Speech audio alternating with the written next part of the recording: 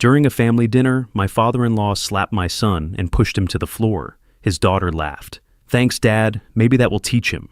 My blood ran cold. I got up and dialed a number. They have no idea who they're dealing with. Before we continue, please subscribe to the channel and let us know where you are listening in the comments. I hadn't seen my son Titus in 3 months when the invitation came. A text from Violet, my daughter-in-law, not from him. Dinner Sunday, 6:30. No warmth, no explanation for the silence. Just a summons. I drove to their house in Ballard that evening with cautious hope, the kind you develop at 67 when life has taught you that reconciliation rarely comes without strings. The Craftsman home on 24th Avenue looked the same, porch light glowing, my grandson's bicycle lying in the grass. I'd bought that bike for his birthday last year, the party I wasn't invited to. Violet answered the door. Her smile was precise, practiced, stopping precisely at her lips. "Winfield, come in." Not Dad Curtis like she used to call me. Just my name, delivered like she was signing for a package. Titus stood in the dining room and my chest tightened. Dark circles shadowed his eyes. His shoulders curved forward like he was bracing for impact. When he saw me, something flickered across his face. Relief, maybe, or warning. He hugged me quickly and I felt how thin he'd become. "Hey, Dad, thanks for coming." "Wouldn't miss it," I said, though we both knew I'd missed plenty lately, not by choice. Dinner started quietly. Pot roast, roasted vegetables, the dishes I'd given them as a wedding gift 5 years ago. I remembered writing the check for their wedding, $25,000. Violet had hugged me that day, called me generous, said she was lucky to have me as family. That woman seemed like someone I'd imagined. "How's the freelancing going?" I asked Titus, cutting into the meat. He opened his mouth, but Violet spoke first. "Freelancing isn't stable. We've been discussing more reliable options." "I have steady clients," Titus said quietly. "The work's good." "Computer work," Violet said, her tone dismissive. "Not exactly." The front door opened without a knock, heavy boots on hardwood. My daughter-in-law's father, Philemon Walters, walked into the dining room wearing work clothes with Walters Construction LLC stitched across the chest. He hadn't been invited to dinner, yet no one seemed surprised by his arrival. "Violet, sweetheart." He kissed her cheek, ignored Titus entirely, then turned to me. "Winfield, still living in that old place on 85th? "Still there," I said evenly. "Must be tough on a government pension." He pulled out a chair without asking, sat down like he owned the table. "I keep telling Titus here he needs to learn real work, construction, hands-on labor, something with value." I watched Titus's jaw tighten. He stared at his plate. "Design is valuable work," I said. Philemon laughed, a harsh bark. "Sitting at a computer playing with pictures? That's not work. That's a hobby." I offered him a real position at my company, but he keeps making excuses. "I have commitments," Titus began. "To what? Playing with graphics?" Philemon leaned back, arms crossed. "Your father probably never achieved much either, living in that shack. Low expectations run in families, I suppose." Violet smiled, actually smiled.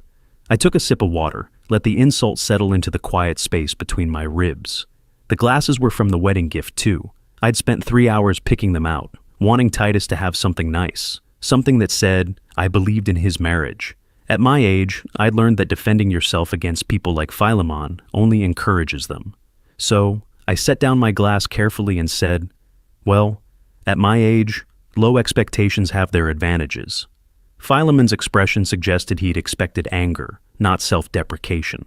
He shifted in his seat, looked at Violet. The rest of dinner blurred into a montage of small cruelties. Violet mentioned that Titus had been doing free design work for Walters Construction. "Family helps family," she said brightly, as if unpaid labor was a gift. Philemon detailed his business success with numbers that sounded impressive until you considered he was still wearing work clothes to dinner, unable to afford a separation between his life and his company. I noticed things. The way Titus flinched when Violet's voice rose. How he apologized constantly for the temperature of the food, for forgetting to buy the right wine, for having a client call interrupt dinner. The expensive camera I'd given him for his birthday sat in the corner on a shelf, gathering dust. When I asked about it, Violet said, "Hobbies are fine, but they don't pay bills." I excused myself to use the bathroom. Walking through their hallway, I scanned the walls. Photos of Violet's family covered every surface. Her parents, her siblings, nieces, and nephews. Not a single picture of Titus with me. Not one of my grandson with his grandfather. I was erased, archived, removed from the visual history of their family. When I returned, Philemon was lecturing Titus about stepping up and being a man. My son nodded, mumbled agreement, shrank smaller with each word. I remembered teaching Titus to ride a bike. He was 7, skinny-legged and determined. He fell 6 times before he got it right, came back every time with scraped knees and absolute focus. "Again, Dad," he'd say. "Let me try again." That boy wouldn't recognize this man. Dinner ended mercifully around 9:30. As I stood to leave, Titus walked me to my car. Away from the lit windows in the darkness of the driveway, I saw something in his eyes I'd never seen before. Fear. "Dad, he started, then glanced back at the house. Violet stood silhouetted in the doorway, arms crossed. "It's okay, son," I said quietly. But it wasn't okay. And driving home through Seattle's rain-slicked streets, I realized I'd been fooling myself for months. This wasn't a rough patch in their marriage. This was something else entirely. My phone buzzed at a red light. Titus. "Sorry about tonight?" I stared at those 3 words. Sorry. As if he had done something wrong. The Safeway on Greenwood Avenue was running a sale on apples. I stood in the produce section the following Thursday, comparing Honeycrisps to Fuji's, trying to convince myself that normal routines could smooth over the knot in my chest. An older woman needs consistency. Shopping on Thursdays, the same store, the same careful selection of fruit that would last the week. "Winfield," I turned. Sadie Thornton, my neighbor from 3 houses down, pushed a cart toward me. She'd been a court secretary 20 years ago, back when I was still prosecuting cases. We'd crossed paths again when I moved to Greenwood, shared the occasional conversation about property values and Seattle weather. "Sadie, how are you?" "Good, good. Say, was that Titus visiting you last night? I saw his car."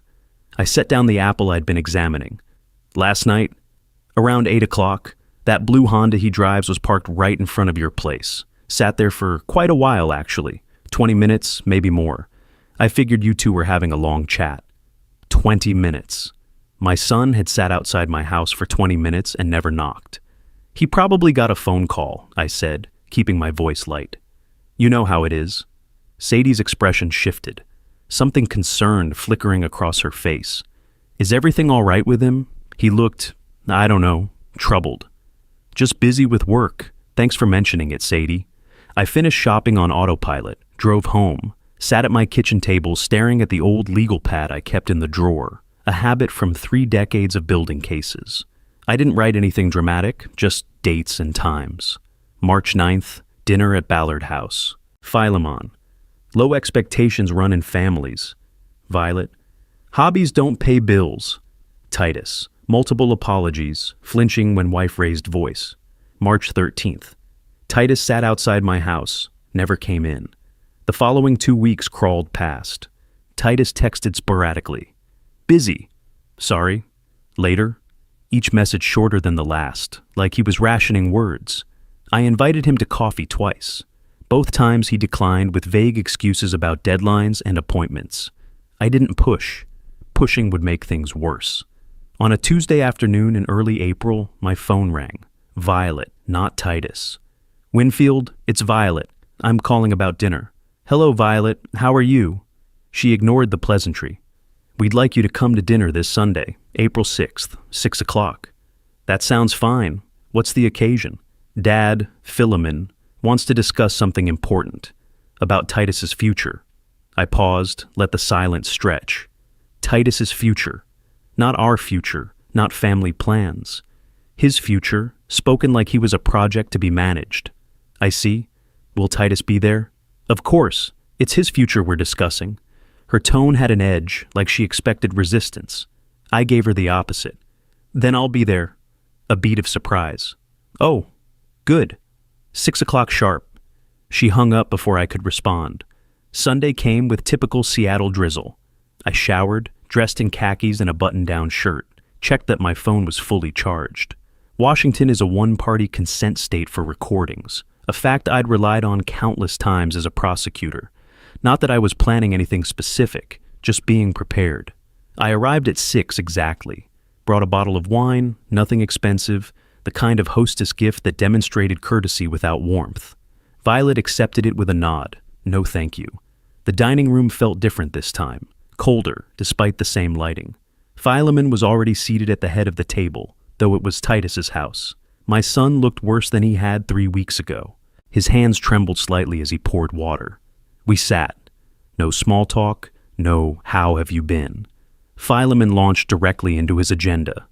Titus, I've been patient, but it's time you stepped up and joined my company full time. I appreciate the offer, Titus began carefully, but I've built a client base. Philemon's hand hit the table. The glasses jumped. Your computer games aren't a career. I'm offering you $2,800 a month, steady income, real work. That's, Titus's voice wavered, that's less than half what I make now. Money isn't everything, Titus. Violet leaned forward. Family is. Dad's offering you stability.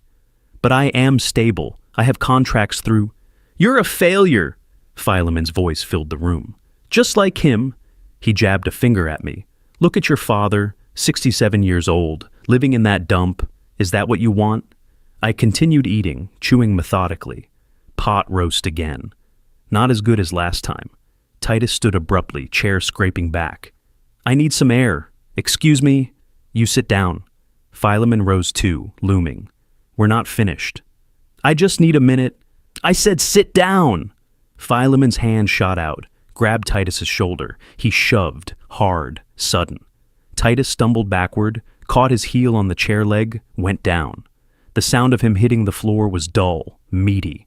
Before he could get up, Philemon stepped forward and slapped him across the face. The crack echoed like a gunshot in the sudden silence. Violet laughed, actually laughed. Thanks, Dad. Maybe this will teach him to listen. Time stretched. Titus on the floor, hand pressed to his reddening cheek. Violet standing above him with that smile. Philemon breathing hard, flushed with exertion and satisfaction. I set down my fork, placed my napkin beside my plate, stood slowly. Philemon turned to me, apparently expecting approval, or at least silence. Sometimes you have to use a firm hand. Right, Winfield? Old school discipline. The dining room felt very small, very quiet despite his heavy breathing.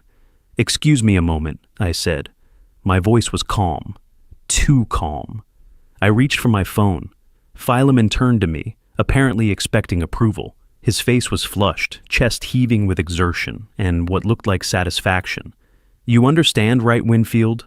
Old school discipline. Sometimes young people need a firm hand to learn respect. I stood slowly, set my fork down beside my plate with care. Excuse me a moment. Good, Philemon said, misreading my calm entirely. Get some air. This is between us and Titus anyway. I walked to the kitchen, 10 steps, maybe 12. Through the doorway I could still see the dining room, Titus on the floor, one hand pressed to his reddening cheek, Violet standing over him with her arms crossed, Philemon settling back into his chair like a king on a throne. My phone came out smoothly. 35 years as a prosecutor teaches you certain skills. Evidence first. Always evidence first. I activated the camera, positioned it on the counter, angled toward the dining room, pressed record. Then I made the call. Marcus, this is Winfield Curtis. Detective Marcus Reed's voice carried surprise. Winfield? Is this... Wait, the Winfield Curtis? Yes, I need your assistance. I'm witnessing domestic assault. Adult male victim, adult male perpetrator. Physical violence, including a strike to the face. Victim still on the floor. Location? 6547 24th Avenue Northwest, Ballard. I'm on scene now. I have video evidence of the incident. We're 3 minutes out. Are you in danger? No. The perpetrator believes I'm a harmless old man. He's currently still berating the victim. Reed's pause was brief. Are you recording this call too? Video recording of the ongoing situation? Yes. You're familiar with Washington's consent laws. One party? Understood. Units rolling now. I ended the call, picked up my phone, returned to the dining room. Slipped the phone into my shirt pocket with the camera lens visible. They didn't notice. Too focused on their educational moment. Please, I said, sitting down. Continue. Philemon barely paused. As I was saying, Titus, you'll start at my company Monday. $2,800 a month. Violet actually pulled out a notepad, and started writing. And you'll need to sell that camera. No more wasting money on hobbies. I lifted my water glass, took a sip. What exactly would Titus's role be, Philemon? He leaned back, happy to explain. Website design, logos, marketing materials, real work that supports an actual business. Would that be compensated separately from the $2,800? Philemon scoffed. That is the compensation. He gets steady income, I get professional services. Fair trade. Titus spoke from the floor, voice barely above a whisper. That's not fair trade. Those services are worth... You don't get to negotiate. Philemon's fist hit the table. You're in no position to negotiate anything. I glanced at my watch. 6 minutes since the call, the serving platter sat between us, pot roast congealing in its own juices. Violet was still writing her list. Oil 1, sell camera 2, start at Walters Construction. Monday 3, stop wasting time on freelance clients. Like she was planning a grocery trip instead of dismantling her husband's career. Titus looked at me then, really looked at me. Something in his expression shifted, confused by my stillness, my silence. I gave him the smallest nod. Trust me, son? Just trust me. 8 minutes. The doorbell rang. Violet's head snapped up, irritated. Who would come by this late? Ignore it, Philemon said. We're not done here. The doorbell rang again, more insistent. Violet stood with an exasperated sigh. This is ridiculous. She walked to the front door. I heard it open, heard her sharp intake of breath. Good evening, a uniformed officer said. We received a report of a domestic disturbance at this address. What? Violet's voice rose half an octave. There's no disturbance. This is a family matter, private. Detective Marcus Reed stepped into view behind the patrol officer. Even after 6 years, I recognized him. Same sharp eyes, same careful posture of someone who'd seen too much and forgotten none of it. Ma'am, we need to come inside. We have probable cause to enter based on the call we received. You can't just... Violet started. RCW 1031 I-100 permits us to enter without warrant when domestic violence is suspected. Please step aside. Violet stepped back, face draining of color. The officers entered, Reed scanning the room with professional efficiency. His gaze moved from Titus on the floor to Philemon standing over him, to the dining table where I sat with my water glass raised halfway to my lips. Our eyes met. He gave the smallest nod, and I smiled. Who the hell called you? Philemon was on his feet. This is harassment, private property. Detective Reed's expression didn't change. We received a call from Mr. Curtis here, reporting witnessing a domestic assault. Philemon turned to me. You called the cops on family? Reed pulled out his notebook. Mr. Curtis, can you confirm the information from our phone call?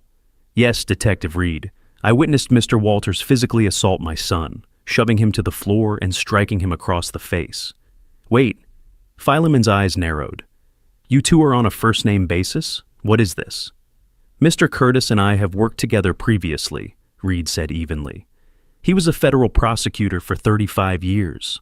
The silence lasted 3 heartbeats. What? Violet's voice cracked. A prosecutor? Philemon's face reddened. You're lying. U.S. Attorney's Office, Western District of Washington, I said. I retired in 2020. Reed turned to me. Do you have the footage you mentioned? I handed him my phone. 7 minutes. Starting after the initial assault, shows continued verbal abuse and coercion. Reed watched, face neutral, Officer Thompson peering over his shoulder. When he looked up, his expression was professionally blank, but I saw the flicker of recognition in his eyes. Good evidence. Solid case. Mr. Walters, Reed said, can you explain what I'm seeing here? That's illegal, Philemon sputtered. You can't record people without permission. Washington is a one-party consent state, sir. Mr. Curtis had every legal right to record. Now, this footage shows you striking Mr. Titus Curtis across the face. What's your explanation? He needed to learn respect. He's weak, like his father. Philemon caught himself, but too late. So, you admit striking him? It wasn't, he needed discipline, Officer Thompson wrote in his notebook. Suspect acknowledges physical contact with victim. Reed turned to Titus, still on the floor. Sir, I need to ask, Do you wish to file charges against Mr. Walters for assault? Titus! Violet's voice was sharp. Don't you dare! He's my father! Titus looked down at his hands. I don't know. I spoke quietly. It's your choice, son. No one can make it for you. Whatever you decide, I support you. If you do this, you're destroying this family, Violet said. Think about what you're doing, boy, Philemon added from across the room. Titus was silent for a long moment. Then he looked up, at Violet, at Philemon, then at me. Something settled in his expression. He hit me, Titus said, voice steady, in my own home, and she laughed. He turned to Reed. Yes, I want to file charges. Violet gasped. Titus! You need to leave, Violet, my son said. Both of you need to leave. Reed nodded to Thompson, who moved toward Philemon. Mr. Philemon Walters, you're under arrest for assault in the 4th degree under RCW 9A 36.41. You have the right to remain silent. Anything you say can and will be used against you in a court of law. This is insane! Philemon jerked away as Thompson pulled out handcuffs. Over a little discipline? Assault on an adult is a criminal offense in Washington state, Reed said. You can explain your actions to your attorney. The handcuffs clicked into place. Philemon's face had gone from red to purple. You'll pay for this. I have lawyers. I'll sue you for everything. I remained seated, hands folded.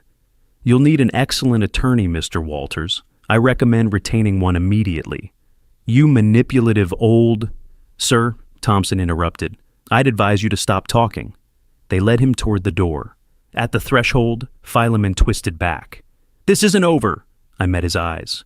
No, it isn't. Violet was crying now, following them. Dad, I'll call someone. I'll fix this. Reed stayed behind, taking photographs, Titus's face, the dining room, Violet's list still sitting on the table, professional documentation, building the case. I'd done the same thing 1,000 times. I'll need statements from both of you, Reed said to us. Can you come to the precinct tomorrow morning? We'll be there, I said. Titus stood slowly, testing his balance. Violet appeared in the doorway, mascara streaked down her cheeks. Where are you going? She demanded as Titus moved toward the stairs. To pack a bag. If you leave with him, don't come back. Titus paused on the bottom step. I think that's best. I followed him upstairs, watched him pull a duffel bag from the closet, methodically folding clothes, his laptop, toiletries, the Canon camera from the corner. He held it for a moment, then carefully wrapped it in a sweatshirt. Violet appeared in the doorway. Her voice had changed from angry to desperate. Titus, please, we can fix this. Dad didn't mean... He meant it, Titus said, without looking at her. And you laughed. I was just trying to... You laughed, Violet. He zipped the bag. We walked downstairs together, through the living room, past the family photos that didn't include me, out to the driveway where red and blue lights still painted the street.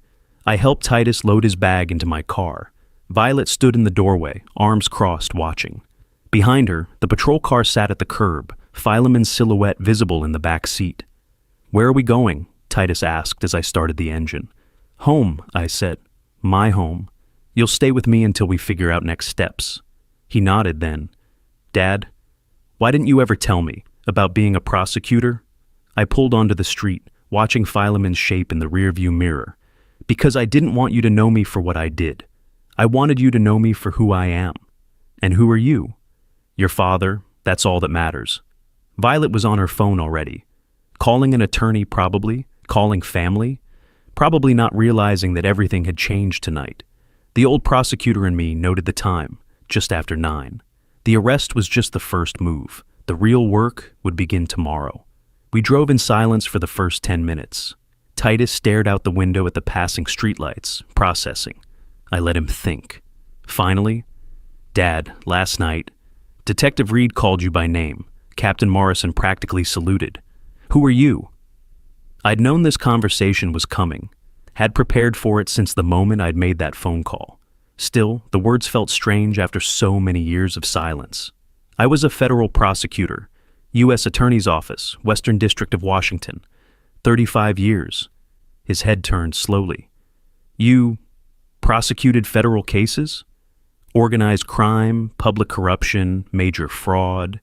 The Bellingham drug ring in 2017, that was my case. 17 defendants, all convicted. Why didn't you ever tell me? The question I'd asked myself 1,000 times. Because when I retired, I wanted to be your father. Not Winfield Curtis who sent people to prison. I wanted you to know me as Dad, not as the prosecutor. But all these years, Violet and Philemon treated you like you were nobody, like you'd failed. I smiled slightly. I let them. People reveal themselves when they think you're harmless. He was quiet until we reached the precinct. North Precinct sat on College Way, a modern building that always smelled faintly of coffee and paper. I'd been here dozens of times over the years, though not in the last 5. Captain Morrison met us in the lobby. He was grayer than I remembered, but his handshake was firm. Mr. Curtis, sir, I heard you were involved. I wanted to personally ensure this case gets priority. I appreciate that, Captain. Though I'm just a witness here, my son is the victim. Yes, sir, but when Winfield Curtis witnesses a crime, we take notice. Your statement will carry significant weight. After Morrison left, Titus leaned close. He called you sir. You've been retired 5 years. Respect doesn't retire, son.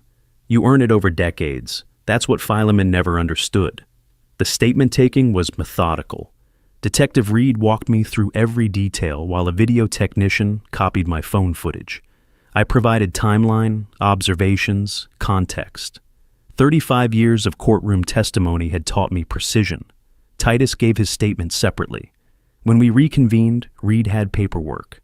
No contact order has been approved. Mr. Walters cannot come within 500 feet of you, contact you directly or through third parties, or communicate via social media. Violation means immediate arrest. Thank you, Titus said quietly. Trial date will be set at preliminary hearing, probably late July. Reed looked at me. The prosecutor assigned is Sarah Chen. Tough. She'll want to meet with both of you for prep. I nodded. Everything was proceeding exactly as it should. We drove home, my home, and I showed Titus the guest room. His bag looked small against the double bed. Dad, what was it like, being a prosecutor?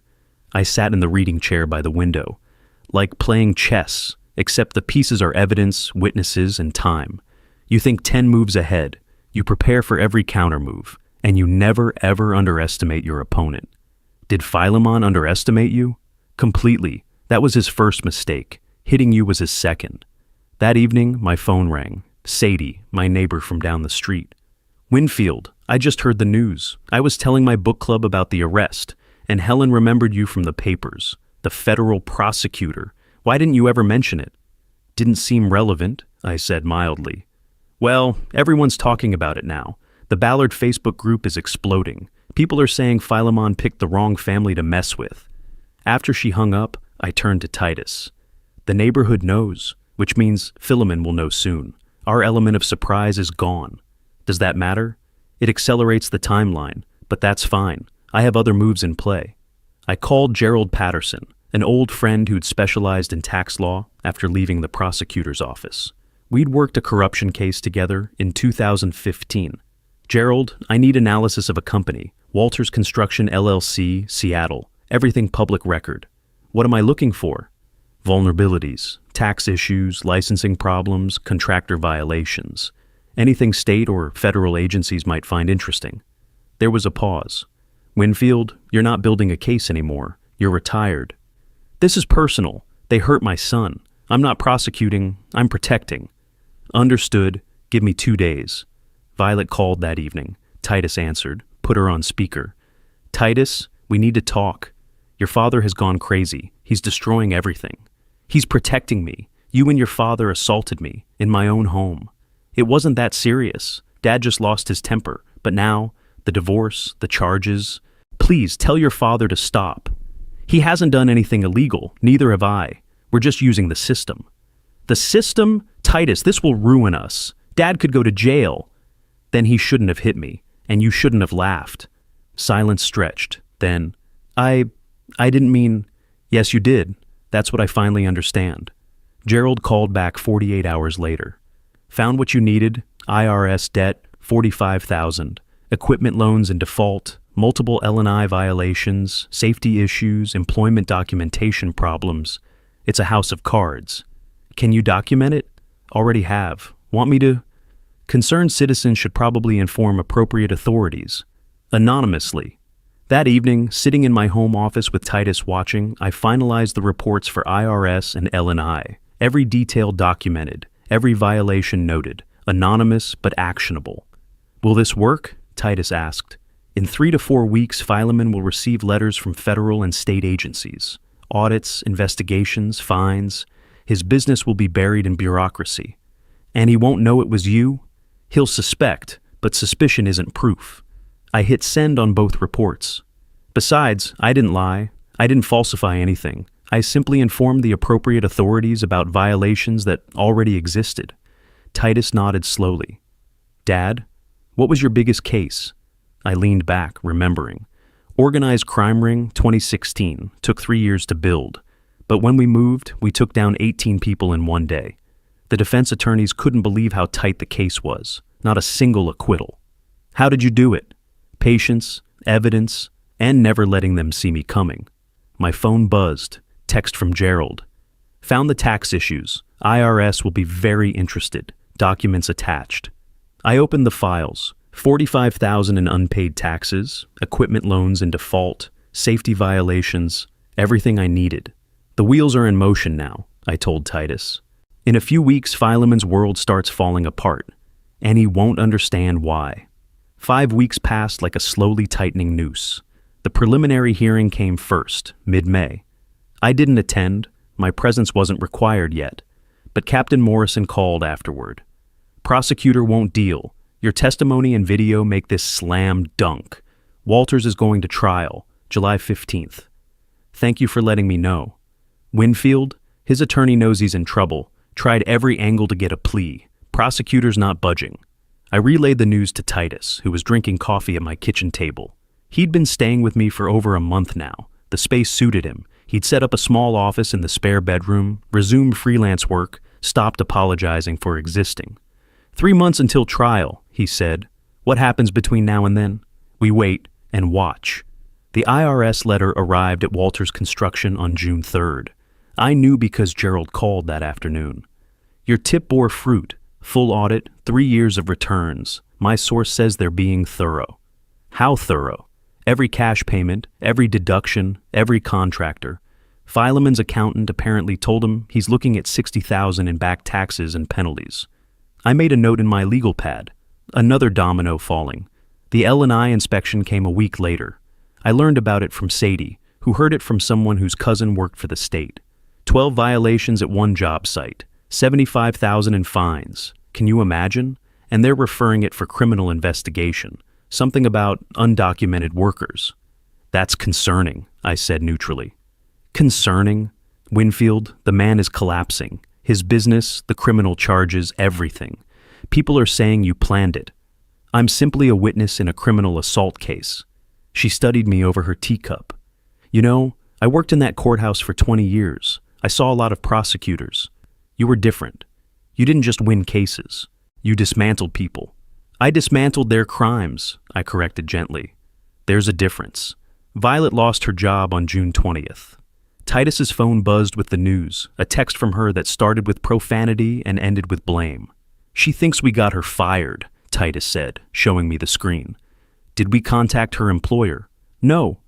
Then she got herself fired. Scandal has consequences. His phone rang. Violet desperate now. He answered, put her on speaker. Titus, please. I lost my job. Dad's business is collapsing. We need help. You need help? Where was help when your father hit me? When you laughed? I know I made mistakes, but this is too much. Your father is destroying us. My father is doing nothing illegal. The IRS found tax problems. L&I found safety violations. The court is prosecuting assault. These are consequences.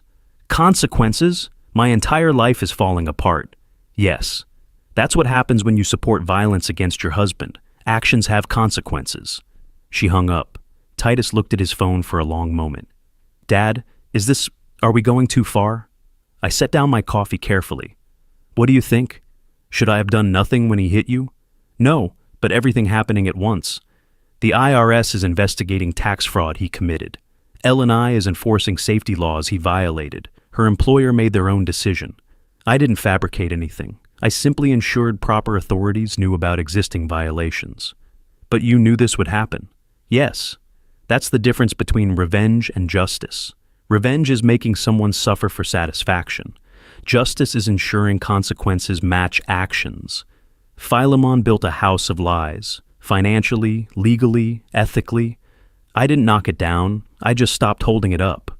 He was quiet for a long time. Then, I don't feel guilty anymore. Is that wrong? No, son, that's growth. The call from Brennan's office came on a Friday afternoon in mid-June. A paralegal, professional, and detached. Mr. Curtis? Attorney Brennan wanted you to know Mr. Walters has rejected our final plea recommendation. He insists on going to trial. I thanked her and hung up. Titus looked at me questioningly. He's going to trial? July 15th. Full jury trial. That's good for us, right? The video is clear. It's excellent for prosecution, terrible for him. Brennan knows it. That's why he wanted him to plead. Then why didn't Philemon take the deal? I thought about the man I'd observed at that dinner, the arrogance, the need to dominate, the inability to admit error, because he still thinks he can win. He still doesn't understand that he's not fighting me. He's fighting the evidence, the law, and his own actions. Titus was quiet for a moment. Then, Dad, what happens when someone like Philemon finally realizes they've lost? They get desperate. And desperate people make mistakes. My phone buzzed. Text from Captain Morrison. Prosecutor wants to meet with you next week. Trial prep. Building strong case. I replied, I'll be there. Outside, the summer evening was settling over Seattle. Somewhere across town, Philemon Walters was probably rage-calling his attorney, demanding strategies that didn't exist. Violet was probably calculating how little she could survive on. And I was sitting with my son, watching the sunset, knowing that justice, slow and methodical, was coming. The motion hearing came on a Tuesday morning in late June. King County Superior Court, 3rd floor. Judge Patricia Hammond presiding. I sat in the gallery while David Brennan, Philemon's attorney, argued that my video recording violated privacy expectations. Your Honor, the recording was made without my client's knowledge in a private home. This violates reasonable expectation of privacy. Judge Hammond reviewed her notes. Counselor, Washington is a one-party consent state under RCW 973.030. Mr. Curtis was a participant in the conversation. He had every legal right to record. Motion denied. Philemon leaned toward Brennan, whispering harshly. I caught fragments. What do you mean denied? Do something. Appeal it. Brennan's response was patient but firm. Sir, the law is clear. We discussed this possibility. There's no basis for appeal. We need to prepare for trial. Outside the courthouse, I called Titus. Video stands. Trial proceeds as scheduled. That's good, right? It's essential. Without video, case relies on testimony alone. With it, undeniable. A week later, Philemon's private investigator, the one he'd hired at significant expense, delivered his final report. I learned about it through Captain Morrison, who heard it through department contacts. The PI had found nothing. 35 years of federal prosecution, spotless. No ethics violations, no financial irregularities, no personal scandals. The PI had quit when Philemon couldn't afford the additional retainer. He spent $2,000 to learn what everyone already knew, Morrison told me over coffee. You're clean. I know, but desperate people look for miracles. Violet's social media campaign peaked in late June. Tearful videos about her destroyed family, posts calling me a vindictive man with connections, accusations of using the system for revenge. For a few days, the posts gained traction, shares, sympathetic comments from people who didn't know the full story. Then the community responded. Screenshots of the police report appeared in comment sections. People who'd hired Philemon's company shared stories of aggressive behavior and shoddy work. Someone posted, "Your father hit someone and you laughed. This isn't about vindictive prosecution. This is about assault." Within a week, Violet deleted the posts. But screenshots live forever. The divorce hearing came July 8th, a week before the criminal trial. I accompanied Titus for moral support, but stayed outside the courtroom. Michael Hartley, the attorney I'd helped Titus retain, was confident. Afterwards, Titus found me in the hallway. His face carried the first genuine relief I'd seen in months. We won everything. The house stays with me, no alimony, no emotional distress payment. Hartley's good at his job. Dad, he had documentation for everything. Bank statements showing I paid all the bills for 2 years. That loan you gave me for the down payment, he had it notarized with your affidavit. Violet's lawyer had nothing to counter with. Evidence matters, I said simply. That evening, Sadie called with the neighborhood gossip. Violet had moved to a cheap apartment in Renton. Fileman's business had officially filed Chapter 7 bankruptcy. The IRS was proceeding with its audit. L&I fines remained unpaid, growing with interest. People are saying you planned all of it, Sadie said, every detail from the beginning. I documented a crime and reported it to authorities. Everything else is consequence of Philemon's own choices. Still, it's like watching dominoes fall, one after another. The Friday before trial, I met with the prosecutor one final time. She was young, maybe 35, with sharp eyes and a methodical mind. Mr. Curtis, I've been reviewing your testimony. It's going to be powerful. Former federal prosecutor, eyewitness, video evidence. Defense has nothing. Don't underestimate Brennan. Desperate attorneys can be creative. Noted, but honestly, this is one of the cleanest assault cases I've handled. Your preparation made it that way. I nodded. Preparation. That's what 35 years had taught me. Criminal trials weren't won in the courtroom. They were won in evidence collection, witness credibility, documentation. Everything I'd done since that dinner had been preparation. Driving home, I called Titus. You ready for Monday? Nervous, but ready. Good. Remember, truth is our advantage. They have to spin, deflect, confuse. We just have to tell what happened. Dad, what if jury doesn't believe us? I watched the Seattle skyline pass by, summer evening light catching the buildings. Then the justice system failed, but I don't think it will. I've seen hundreds of trials. This isn't a close call. This is a clear case with clear evidence.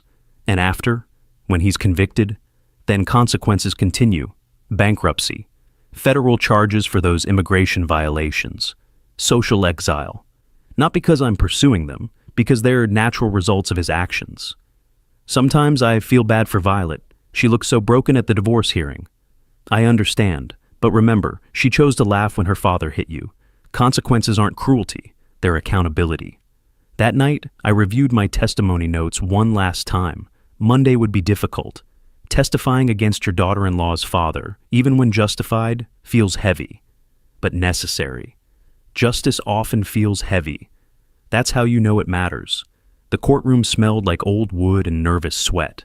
I'd testified in dozens of courtrooms over 35 years, but never as a witness in someone else's case. The role felt strange, passive instead of strategic, answering instead of asking. Judge Robert Chen was methodical, late 50s, reputation for fairness and impatience with theatrics. Good draw for our side. Opening statements set the tone. The prosecutor was clinical. Simple case, defendant physically assaulted victim in victim's own home. 2 witnesses, video evidence, physical injuries documented. Evidence will prove guilt beyond reasonable doubt. She played the video. Even compressed to 1 minute, it was devastating. The shove, Titus falling, the sharp crack of the slap. Several jurors flinched. Brennan's opening was what you'd expect from a lawyer with a bad hand. Momentary lapse in judgment, family stress, no serious injury intended. Consider the context of a father concerned for his daughter's family. The jury looked unimpressed. I testified that afternoon. The prosecutor walked me through credentials first. Federal prosecutor, 35 years, Western District of Washington. Established credibility before substance. Mr. Curtis, what did you observe on April 6th? I observed the defendant grab my son's shoulder and shove him forcefully. My son fell to the floor. The defendant then struck my son across the face with an open hand. What did you do? I began video recording on my phone. Washington is a one-party consent state. I had legal right to do so. Then I called Seattle police. Why? Because I just witnessed an assault. As a former prosecutor and citizen, reporting crimes is a responsibility. Brennan's cross-examination tried to paint me as biased, using connections, pursuing a vendetta. I stayed calm. Mr. Curtis, you could have handled this privately, family to family. Assault isn't a family matter, it's a crime. Would you suggest a witness to robbery handle it privately? You admit you have a relationship with Detective Reed? We worked together years ago. I have relationships with many law enforcement professionals. That's the result of a 35-year career prosecuting criminals. Brennan realized he was making me look better, not worse. No further questions. Titus testified the next day. His voice was steady but emotional as he described the assault, the humiliation, his wife's laughter. That's when I knew everything had changed. Under cross-examination, Brennan asked why he hadn't defended himself. He was bigger, aggressive, and I was shocked someone would do that in my own home. Several jurors took notes. I could read their faces, sympathy, understanding, disgust at what they had witnessed on video. The defense case was brief. Fileman testified against Brennan's advice. I watched him try to justify, explain, minimize. Under the prosecutor's cross-examination, he crumbled. You admit you struck Mr. Curtis? Yes, but it wasn't like they're making it sound. So you struck an adult man to get his attention in his own home? Someone had to teach him to be a man. Teach him through violence? Sometimes that's what it takes. Two jurors shook their heads. One woman in the front row looked horrified. Closing arguments came the next morning. The prosecutor was devastating in her simplicity. Video shows assault. Two credible witnesses confirm it. Defendant admits it, but claims justification. There is no justification for assaulting an adult in their home. Guilty verdict is the only appropriate outcome. The jury deliberated 3 hours. When they returned, the foreman's voice was steady. We find the defendant guilty of assault in the 4th degree. Fileman went white, then red. He started to stand. The bailiff's hand on his shoulder kept him seated.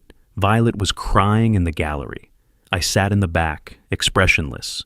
Titus exhaled for the first time in days. The sentencing hearing came 5 days later.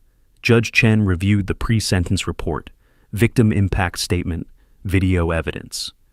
Mr. Walters, this was not a momentary lapse. This was deliberate assault on an adult in his own home. You showed no remorse in your testimony. In fact, you attempted to justify it. Sentence is as follows: 90 days King County Jail, 2 years supervised probation, 52 weeks anger management counseling, $5,000 restitution to the victim, $2,850 court costs. Bailiff, remand the defendant. Fileman stood as the bailiff approached with handcuffs. His face was twisted with rage. You destroyed me, he shouted, looking at me. I had a business, reputation. You took everything. Judge Chen's voice was sharp. Mr. Walters, you will remain silent. As they led him away, Fileman hissed in my direction. This isn't over. I spoke quietly, almost to myself. Yes, Fileman, it is. The courtroom emptied slowly. Titus and I were among the last to leave. In the hallway, Captain Morrison approached. Mr. Curtis, good work in there. Thank you, Captain. Though it wasn't work, just testimony. Still, you handled Brennan's cross perfectly. Titus and I walked to the parking garage. Summer afternoon sun breaking through Seattle's clouds. He was quiet until we reached the car. It's really over, isn't it? The trial, I mean. Yes, he'll serve his sentence. Probation after. But the criminal case is finished. And the other stuff, the bankruptcy, the IRS, that continues, natural consequences of his choices. But we're not pursuing anything more. We don't need to. He nodded. I feel not happy exactly, but relieved. That's appropriate. Justice isn't supposed to feel like a victory celebration. It's supposed to feel like balance restored. That evening, Titus made dinner, simple pasta. We ate in comfortable silence. What happens now? He finally asked. You rebuild. New job, maybe a new relationship someday. Life without constant criticism. You're free now. And them? They face consequences. But Titus? That's not our focus anymore. We look forward, not back. He smiled. First genuine smile I'd seen in months. Outside, summer evenings settling over Greenwood. Somewhere across town, in King County Jail, Philemon Walters was learning that actions have consequences. And here, in this modest house on 85th Street, We were learning that justice, though slow, arrives eventually. Philemon walked out of King County Jail on September 10th looking 10 years older. Gray stubble covered his jaw. His shoulders curved forward like a question mark. Violet waited by her car, a 10-year-old Honda she'd bought after selling the nicer one. The drive to his studio apartment in White Center was silent. She'd helped furnish it with donations from Goodwill, a twin bed, small table, 2 chairs, $950 a month, which she was helping him pay. That afternoon, his probation officer laid out the terms. Weekly check-ins, anger management every Tuesday, no contact with Titus, restitution payments of $100 monthly, 50 months total. Any violation meant immediate return to jail. Do you understand, Mr. Walters? Yes. Good. Make your first anger management appointment by Friday. That evening, Violet visited his apartment, brought groceries, helped him organize the small space. He sat on the donated couch, staring at nothing. If Titus had just taken the job, he began. Dad, stop. Her voice was sharp. Just stop. But if he'd listened, you hit him. I laughed. We destroyed everything ourselves. She was crying now. We thought we were better than everyone. We treated people like tools, and Winfield Curtis showed us we weren't untouchable. Philemon opened his mouth to argue. Then something broke. He put his face in his hands and cried, deep, shaking sobs. The first time she'd seen him cry in her entire life. What did I do? His voice was muffled. How did I become this? Violet sat beside him, hand on his shoulder. We have time to figure it out. But Dad, no more excuses, no more blaming others. The anger management class met in a church basement. 12 metal folding chairs in a circle, coffee in styrofoam cups, fluorescent lights. Philemon was the oldest. The counselor was patient but firm. Tell the group what brought you here, Philemon. Court ordered. I was convicted of assault. Tell us what happened. Own your actions. The words felt like broken glass in his throat. My son-in-law refused to work for my company. I got angry. I pushed him. He fell. Then I slapped him. A younger man across the circle frowned. Why'd you hit him? Because he wouldn't listen. He was disrespectful. I thought... Philemon stopped. The truth was worse than the lie. No, that's an excuse. I hit him because I was used to controlling people and he said no. I couldn't handle someone not obeying me. That's the first honest thing you've said, the counselor noted. Keep going there. 3 weeks later, Violet stood at the Target checkout, exhausted. 8-hour shift, lunch break spent eating crackers in her car because she couldn't afford the food court. Her feet ached. The red vest felt like a prison uniform. A woman she recognized from Ballard came through her line. Their eyes met. The woman quickly moved to another register.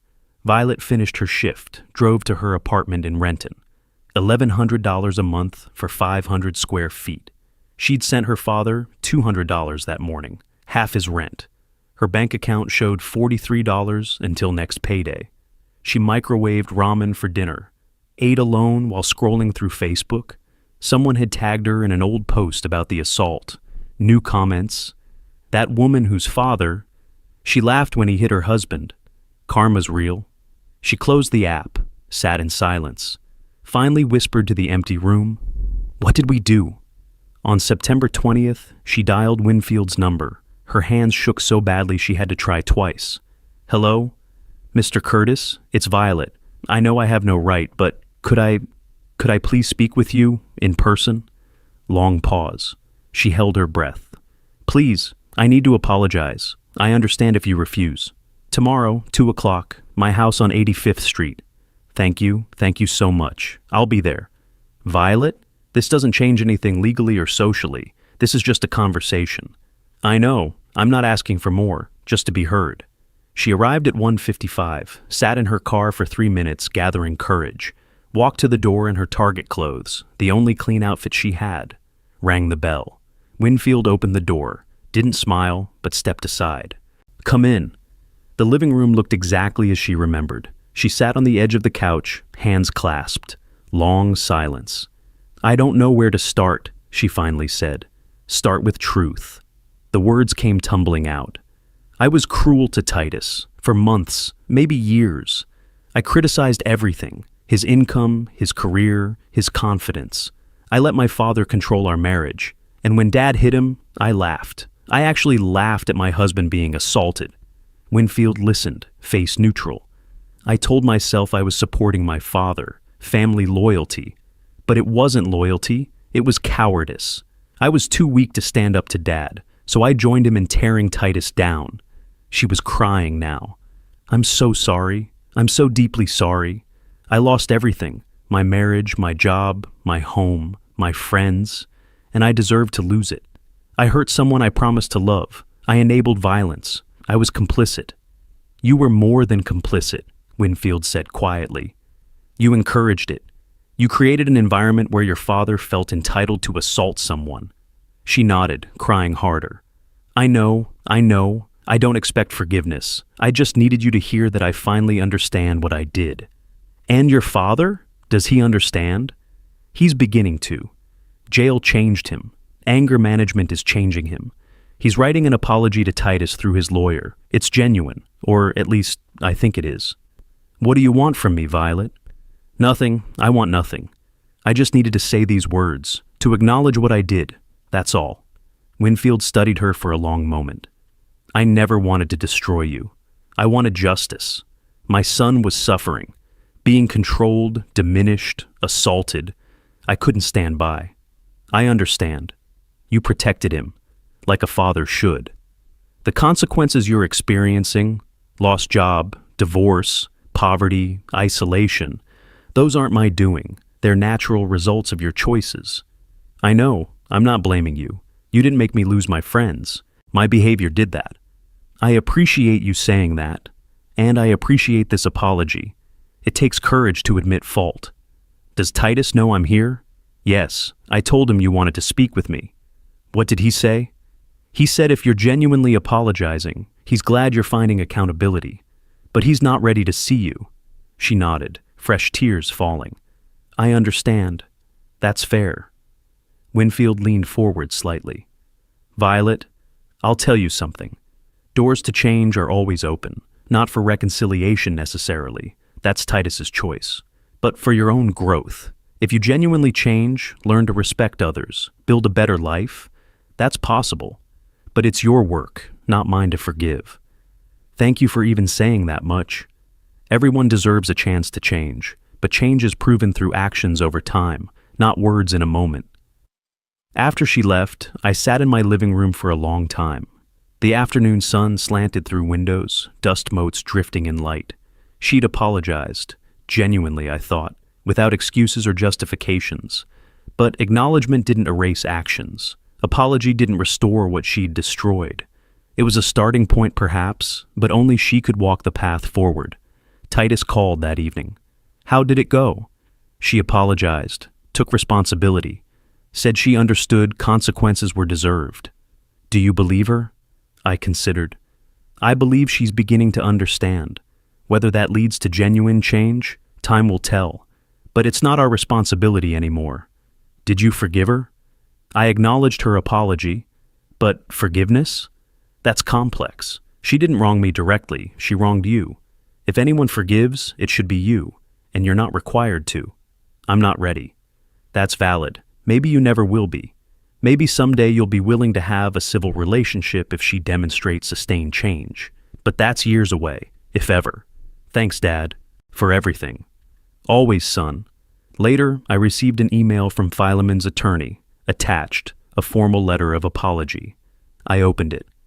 Dear Mr. Titus Curtis, I am writing through my attorney as required by probation terms, but these words are mine. I assaulted you. I struck you in your own home because you refused to submit to my demands. There is no justification. It was not discipline or family correction.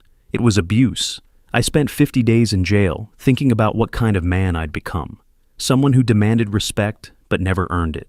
Someone who controlled through fear rather than led through example. I don't ask forgiveness. I don't expect reconciliation. I simply want you to know I was wrong, completely inexcusably wrong. I hope you're building a good life. You deserve better than what I showed you. Philemon Walters. I forwarded it to Titus without comment. He could decide what, if anything, it meant. Outside, September evening was settling over Seattle. Somewhere across town, Violet was probably eating cheap dinner in a lonely apartment. Philemon was attending his anger management class, confronting his failures. And here, in this modest house, my son was safe. Justice had been served, not through revenge, but through truth, evidence, and accountability. That night, I slept better than I had in months. Days later, Titus sat at my kitchen table reading Philemon's letter for the 5th time. "I don't know if he means it," he said finally. "What do you think?" "I think he's scared and broken, and finally sees what he did, but I don't know if that's genuine change or just desperation." "Both can be true," I said. "Desperation can trigger genuine self-examination. Whether he maintains that awareness in years to come, that's unknown, but it's not our responsibility to monitor." "Do I have to forgive him?" "Absolutely not. Forgiveness is a gift, not an obligation. You can acknowledge his apology without forgiving. You were the victim. You owe him nothing." Part of me wants to be the bigger person. Being the bigger person doesn't mean accepting abuse or forgiving the unforgivable. It means maintaining your dignity and boundaries while they face their consequences. You've already done that. He folded the letter carefully. "So, I just do nothing? You live well. You build a good life. You learn from this. That's not nothing. That's everything." Sadie visited for tea the following week, bringing neighborhood gossip as always.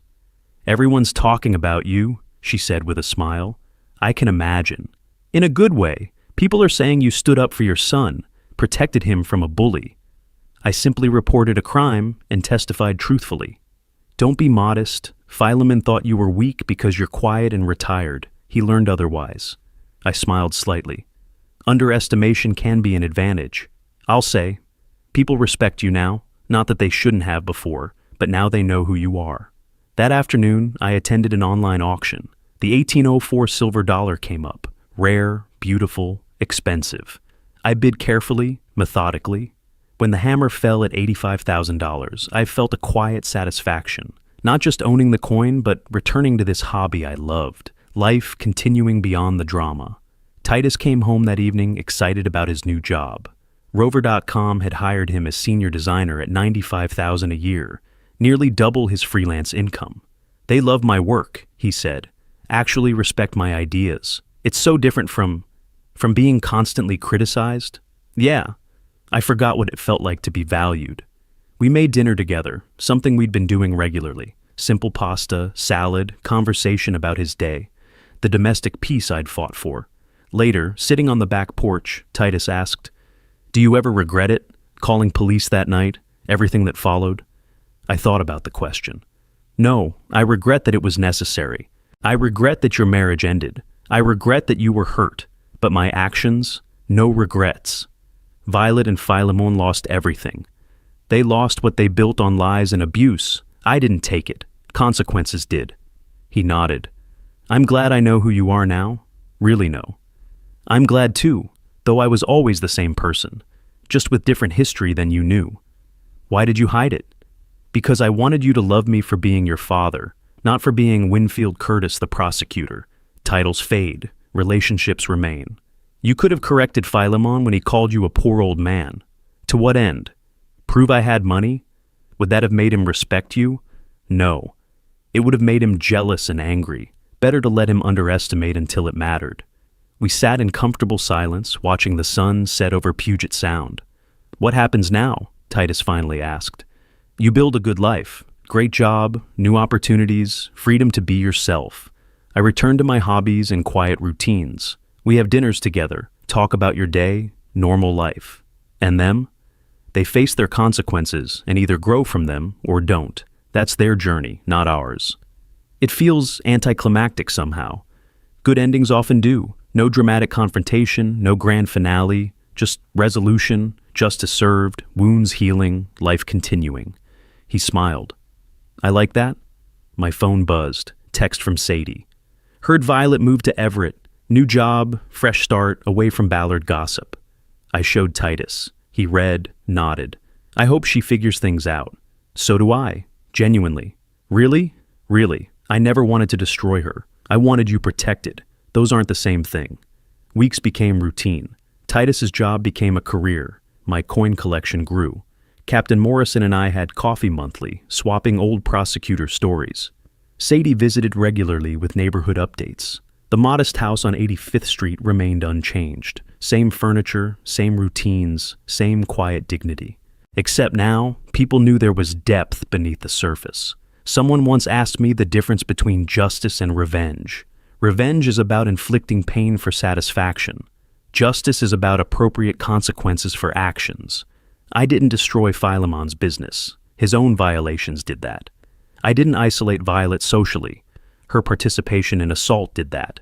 I simply ensured truth was known. I'd protected my son. Use knowledge and experience ethically. Let the system work as designed. Asked for no more than appropriate accountability.